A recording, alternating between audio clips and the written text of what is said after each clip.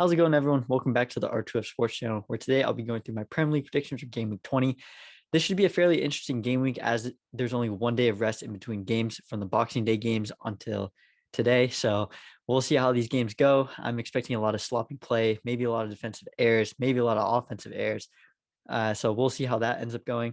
We do have a couple of canceled games so far. Arsenal versus Wolves and Leeds United versus Aston Villa have been canceled so far. So we'll see if any more games get canceled. Knowing how the season's been going, one of these 8 games going on will definitely get canceled. So without further ado, make sure you subscribe to the channel, like the video, and let's get right into the first game where we have Southampton versus Tottenham.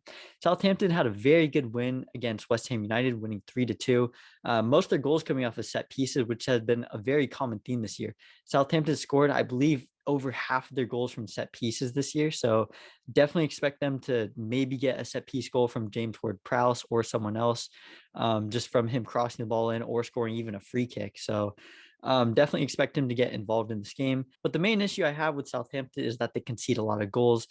6 of their last 7 games, they conceded 2 or more goals. So definitely look for Spurs players to capitalize in this, especially Heung-min Son. He scored in 4 games in a row under this new Conte system that's going through. So definitely expect Spurs to have a pretty good game going into this. Harry Kane starts scoring again. So I think Spurs will definitely get the victory in this. I think it will be closer than people expect. So I'm going to say Spurs will win this game 2-1.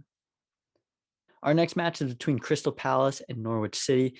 Crystal Palace, first thing I want to say, I am a Palace fan, so sorry if this becomes a little biased. Last week I did predict Palace to win, which I got completely wrong. I see the biggest issue of last week, though, was definitely John Moss, the referee, just being a complete idiot.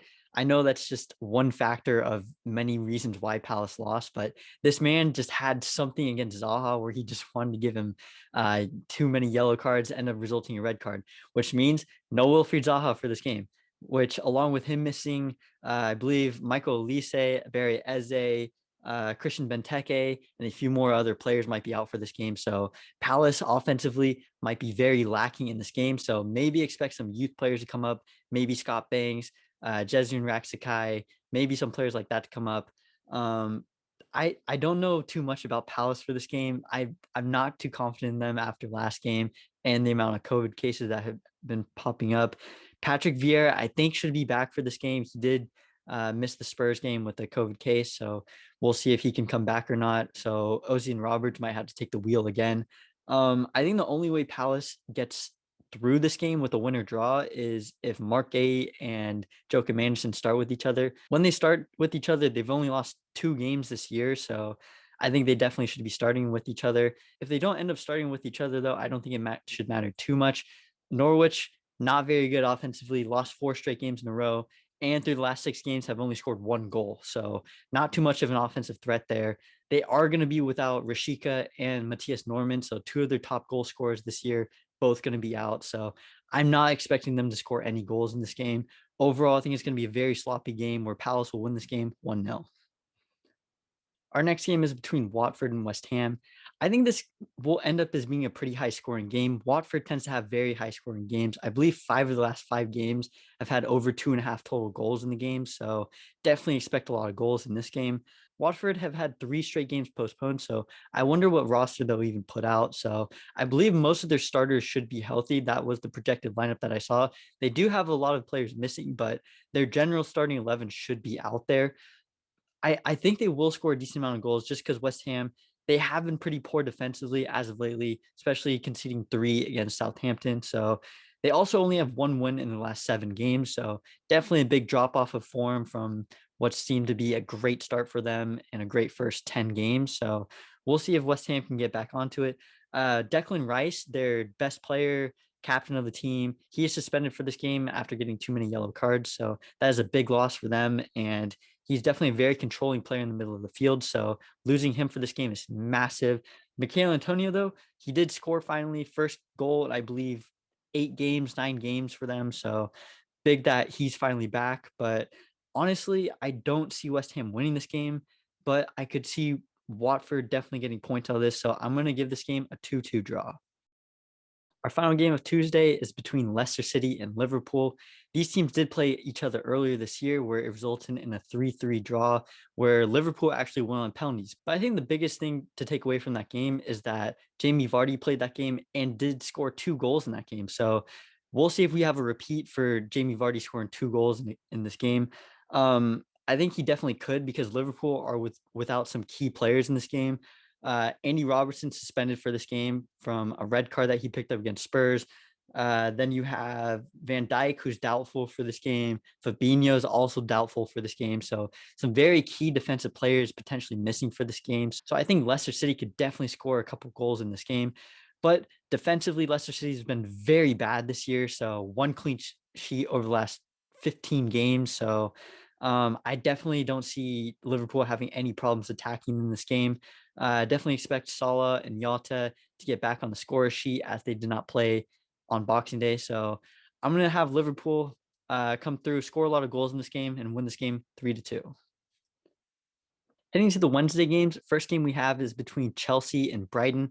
I think this is honestly going to be one of the better games this week. Brighton are a very decent side, and finally, I will say finally, got their first win since September. So it's been 13 games without a win, and they finally get a win over Brentford.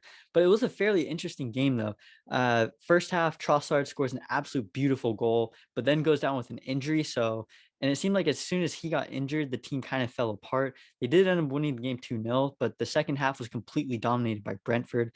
So I wonder how Brighton will come into this game. Honestly, I think Chelsea's going to get the better of the two sides. The last time they lost to Brighton was, fun fact, it was in 1933. So it's been 90 years since Brighton last beat Chelsea. So I think Chelsea's definitely going to continue the streak of run against Brighton. Another interesting thing I found is that Jorginho set the penalty record in the Premier League, most penalty goals in a month. So I believe he scored 4 or 5 penalty goals this month. So we'll see if he continues that as well. Every single game, it seems like he just gets a penalty. So maybe they won't get a penalty this game. Who knows? Probably will, though, just because of how lucky they are. Honestly, I like Chelsea more in this game, so I'm going to give them the win 2-0. Our next game of Wednesday is between Brentford and Manchester City. Another interesting thing about this game, like the other Wednesday game, these two teams haven't played each other since 1997. So, fun fact about that. Brentford, I'm not too confident in them going into this game at all. They're playing Manchester City, who have scored 17 goals in the last 3 games, so averaging almost 6 goals a game. So that's absolutely ridiculous for any team to do. Brentford also, they concede most of their goals in the first 15 minutes of the game. I believe they conceded 9 goals in the first 15 minutes of the 20 they've conceded this year.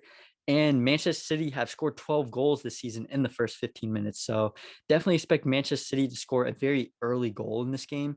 Also, Manchester City, I was correct about Sterling last week. I did say he would score, and he ended up scoring 2 off of a massive 6-3 win. So maybe Sterling can continue that form into this game, but I'm not too sure he'll even play. Pep Guardiola loves to rotate his team around. So I think he'll definitely rotate his team around. On Boxing Day, we saw Raheem Sterling and Riyad Mahrez play. So I think Gabriel Jesus and Jack Grealish will definitely start on the wings this game. So because those two are starting, I think the game's going to be a bit lower scoring than their last couple of games. Overall, though, I think they will score a lot, though, because they are a very good attacking side and will win this game 4-0. Heading into our Thursday game, first game we have is Everton and Newcastle United. This is another game that is just disgusting to even look at. I think this game is going to be one of the worst games also this week. For Everton, this is their first game in 2 weeks, and I don't even know who's starting for them. Based on the last game against Chelsea, they played a bunch of youth players and just benched all their players who normally start for them, like Richarlison, Townsend, Gray. So who knows who's even playing for them? I know Benitez in a press conference said that Dominic Calvert-Lewin will return for this game. So we'll see if he is a man of his word and Dominic Calvert-Lewin will actually play this week. My guess is he'll come off the bench and play like 10, 15 minutes. So I'm not going to get my hopes up too much for him to play. Over to Newcastle, though, very good result against Manchester United, getting a 1-1 draw, but it did come at the cost of losing some very key players. Callum Wilson came off with an injury. Alan St. Maximin came off with with an injury. So it is very unlikely they will play for this game, but it is, I believe, a 2-day, 3-day break in between. So we'll see if they can get back for this. Not too sure though. Overall for this game, I think it could go either way. So I'm just going to give it a draw 1-1. Our final game of this game week is between Manchester United and Burnley. Burnley, very interesting. They've had 4 of their last 7 games postponed, 3 in a row. So they have not played in quite a while, and they're just keep dropping on the table because they're just not getting any games in. Another interesting thing of these last 3 games that they have played, only 1 total goal has been scored. So very low scoring games, which gets to Manchester United's issue. They have no attacking identity, which I think is just a complete issue for them. They just are playing 6 attackers at some points. Sometimes only 1 holding midfielder, 2 holding midfielders. So I don't think they have a proper identity of what they want to do this year. So I think that plays a big issue of how Rangnick has been setting them up. So we'll see if he's going to make any changes this week. I'd expect Sancho to start, but we'll see what he does. Another issue I have with Manchester United is their defense. Obviously, I am a Palace fan and just rave about Aaron Wan-Bissaka, but I don't understand why Diego Dallo is playing so much. Honestly, I think he's god awful, and I think he's a big reason why Newcastle got that first goal. So because they're just playing scared of Alan Saint-Maximin, which I know for a fact Wan-Bissaka would shut him down the whole game. So we'll see where Manchester United goes from this. I think they're definitely the favorite in this, so I'm going to give them a win.